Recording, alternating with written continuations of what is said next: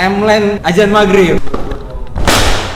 Timeline adalah ya garis waktu. Tuh waktu.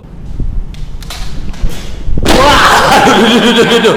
Balik lagi bersama saya di kanal YouTube Third Eye Space.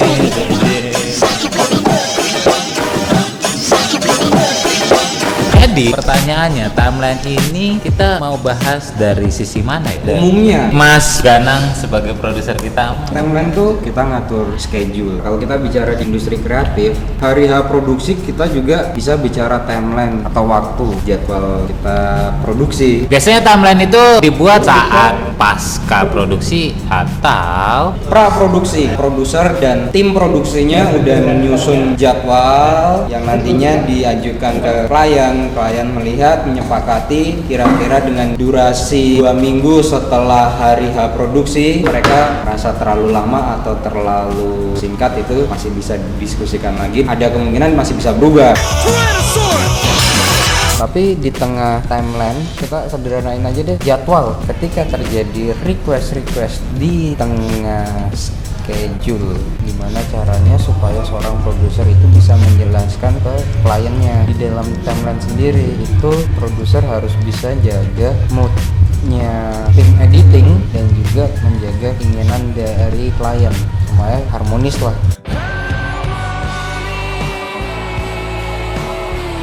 Kalau misalnya kliennya tiba-tiba komplain kan bahaya juga, atau mood editornya nggak stabil, nanti hasil kerjaannya juga tidak memuaskan.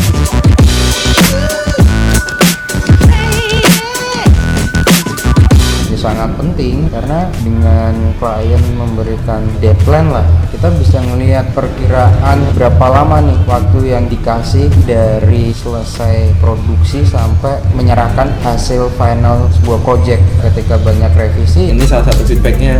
Di sini ada request warna biji kopi dan bubuk kopi, tolong dibedain warna antara satu wadah dan wadah lain. kita nggak bisa mencapai target deadline-nya. Mereka punya prioritas di mana dulu gitu. Sebenarnya itu bisa diantisipasi saat final PPM, karena di situ seorang fotografer atau director pasti akan presentasi treatmentnya. Penjelasan visual dan non visual atau tulisan tentang perencanaan produksi, pemotretan produksi dan fotografer untuk kliennya. Berdasarkan brief yang diberikan oleh klien, secara gambaran treatment yang dipresentasikan itu sudah hampir mendekati ekspektasi klien. Jadi itu untuk timeline post production bisa jalan sesuai dengan target. Tapi kalau ada request tertentu bisa dikasih tapi tanpa ada target yang berbarengan sama kesepakatan di awal. Kemungkinan yang terjadi kalau add cost itu adalah reshoot, pasti harus add cost.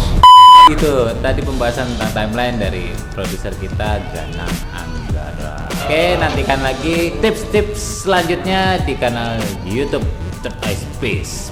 Please subscribe dan nantikan.